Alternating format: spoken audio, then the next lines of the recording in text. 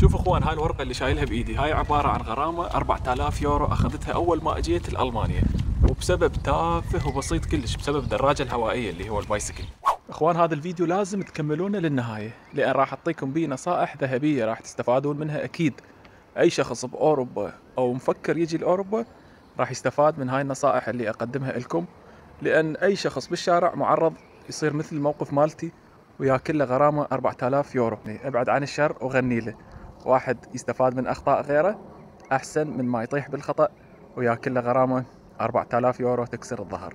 فتابعوا الفيديو للنهاية واستفادوا من النصائح اللي راح اقدمها لكم.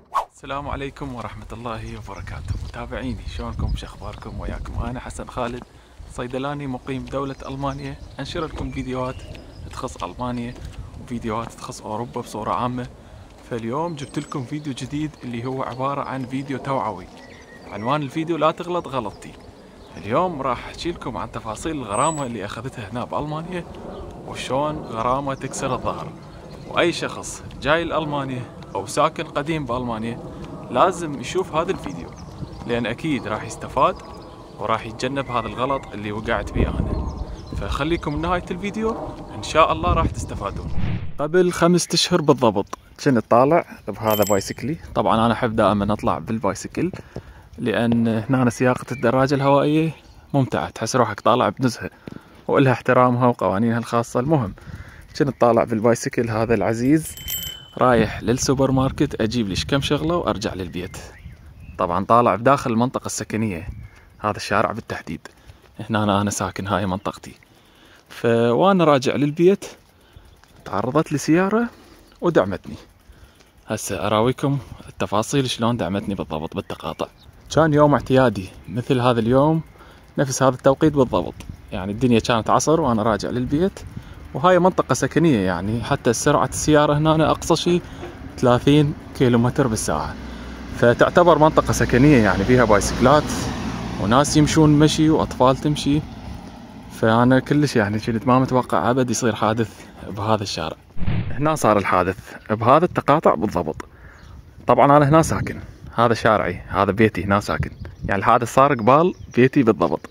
المهم جيت اريد اعبر هذا التقاطع، كان تقاطع فارغ ما بي اي سيارة، وانا كنت امشي على كيف مشي طبيعي اعتيادي. وصلت النص التقاطع بالضبط، باوعت منها من اليمنى، اجتني سيارة سكودا، اجتني قبل وطقتني ودعمتني، وهنا طحت انا بايسكلي، هنا طحنا، يعني طقة خفيفة كانت الحمد لله والشكر. المهم صار الحادث هنا، ونزلت لي المرة اللي دعمتني خطيا، خبصت بي خبص، قالت لي خو ما صار بيك شي، اخابر لك الاسعاف ما ادري شنو. المهم قلت لها لا الحمد لله والشكر ما بي شي. قلت لها بس اسألك سؤال واحد، انت ليش ما شفتيني؟ شباب والله العظيم حرفيا هي عبرت التقاطع، ما تباوع لي قدام، لا هيك عبرت، هيك سوق السيارة، هيك عبرت التقاطع. قلت لها ليش ما شفتيني؟ يعني هي لو دايرة طرف عينها مجرد هيك بس تدور طرف عينها ثانية واحدة، جزء من الثانية شافتني وكضت بريك، بس ما دارت عينها. قلت لها ليش ما شفتيني؟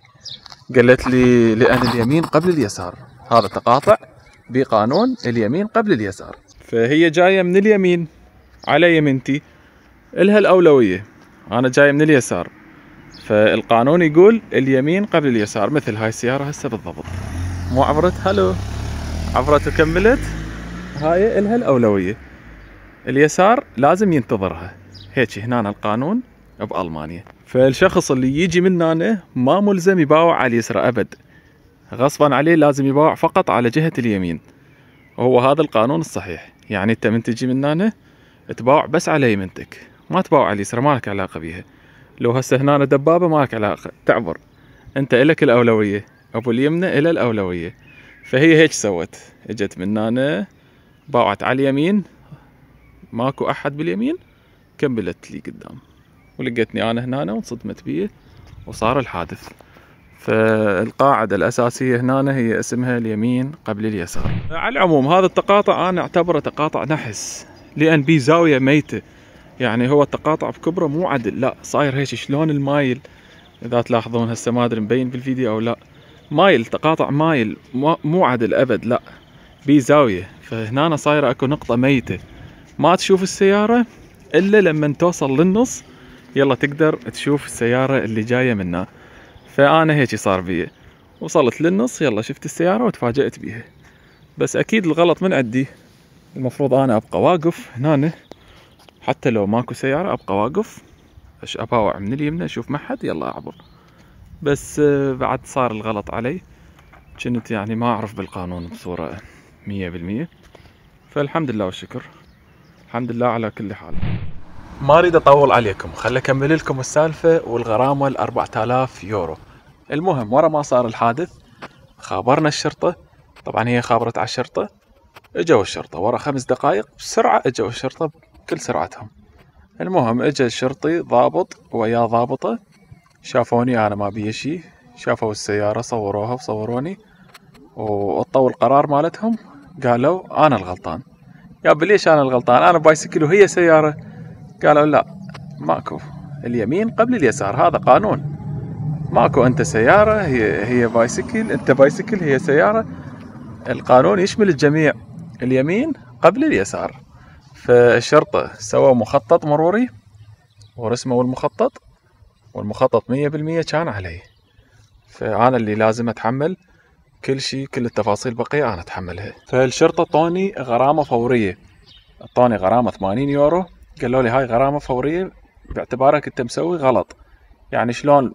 مثل ما نقول واحد جاي يمشي بالشارع ضربته كاميرا وطته غرامة 80 يورو. فهيجي شرحوا لي إياها، قال لي الشرطي إنه هسه هاي عليك غرامة 80 يورو لأن أنت مسوي غلط، أنت جاي من اليسرى وهي جاية من اليمنى وضربتها اليمين قبل اليسار.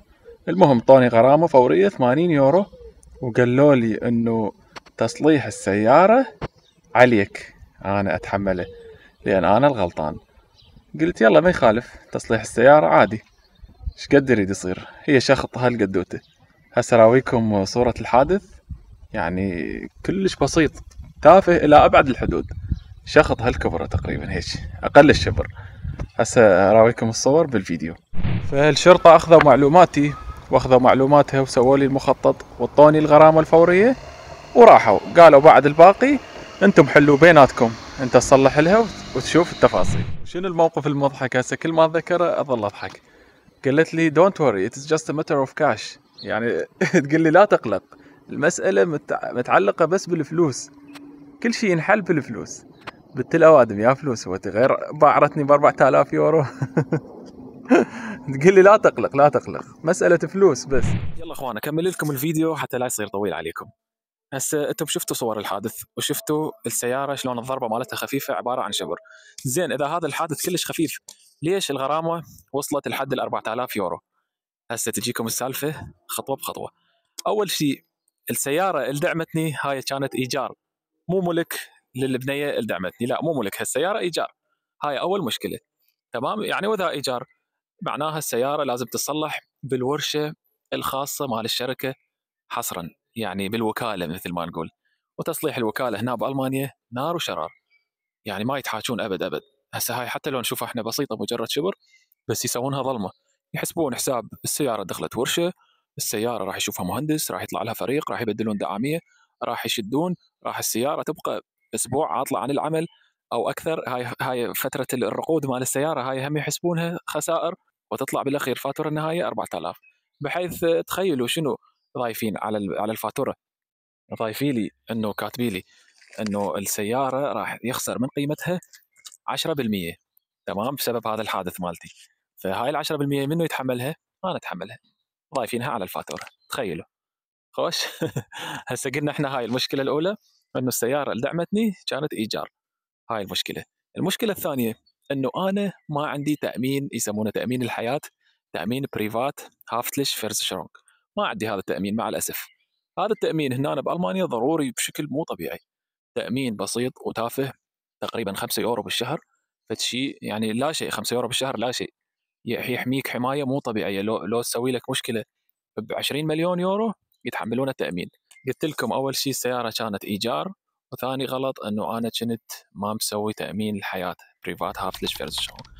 من هذا الفيديو انصحكم وانصح كل واحد يشوف الفيديو انه لازم وضروري ومهم جدا انه تسوي هذا التامين، تامين الحياه بريفات هافتلش فيرزشون. هسه شكو واحد ما مسوي هذا التأمين، هسه يروح يسويه. تأمين تافه وبسيط قيمته 5 يورو بالشهر، يقتل روحه أقصى شيء 5 يورو بالشهر، بس الفائدة مالته عظيمة. يعني إذا صارت مشكلة يحل لك إياها، لو هسه ب20 مليون لو ب100 مليون يورو يوقف لك التأمين ويدفع لك وما يخليك لوحدك. التأمين هنا يعني نفس العشيرة بالعراق عندنا، إذا تعرفون نظام العشيرة بالعراق، العشيرة عبارة عن ظهرك تستند عليه إذا صارت مشكلة، يعني إذا صار فصل أو إذا صارت دية أو شيء، العشيرة هي توقف لك وهي تتكفل بالأمور. فالتأمين هنا بألمانيا مثل نظام العشيرة بالضبط، إذا تأمينك زين معناها عشيرتك مضبوطة، هي عشيرتك اللي توقف لك بظهرك. فأرجع وأكرر وأعيد أنه ضروري تسوون هذا التأمين اللي هو بريفات هافتلش فيرزشون. هسه أنا ورا ما صار الحادث مع الأسف رحت سويت تأمين إلي ولزوجتي، ندفع عليه تقريبا 50 يورو بالسنة، يطلع فد مبلغ تافه شهريا، مبلغ ما تحس به أصلا نهائيا. فضروري كل شخص يسوي، ضروري جدا.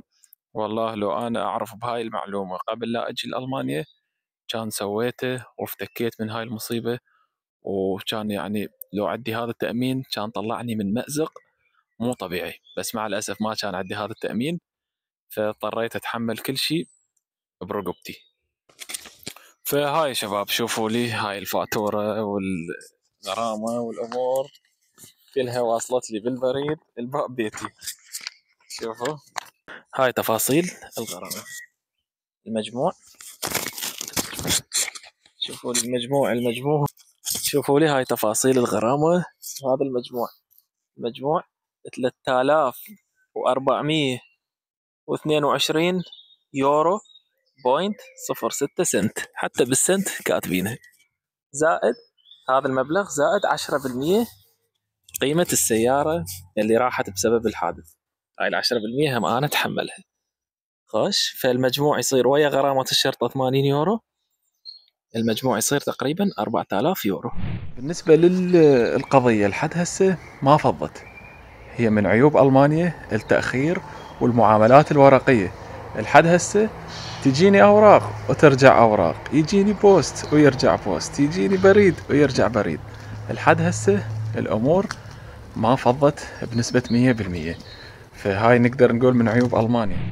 وارجع واكرر واقول تأمين البريفات هافتلش فيرزشونغ لازم تسوونه ضروري.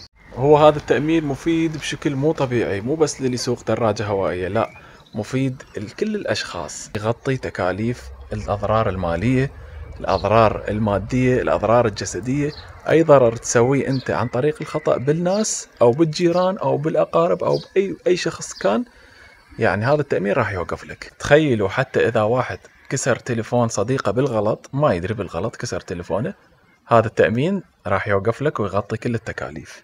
فهذا أبسط مثال. والتأمين راح يغطي تكاليف الدراجة الهوائية إذا ضربت لها سيارة. تخيل أنت بالسيارة طقيت لك بورش بالغلط، البورش يعني أنا سكودا اجت لي 4000، البورش ايش قد تجيك؟ تخيل تجيك 10000 20000 30000. فهذا التأمين ضروري وهو يحميك من هاي المشاكل كلها. يلا مع السلامة ونلقاكم على خير، وهاي نهاية الفيديو، أتمنى تكونوا استفاديتوا. في مان الله، مع السلامة.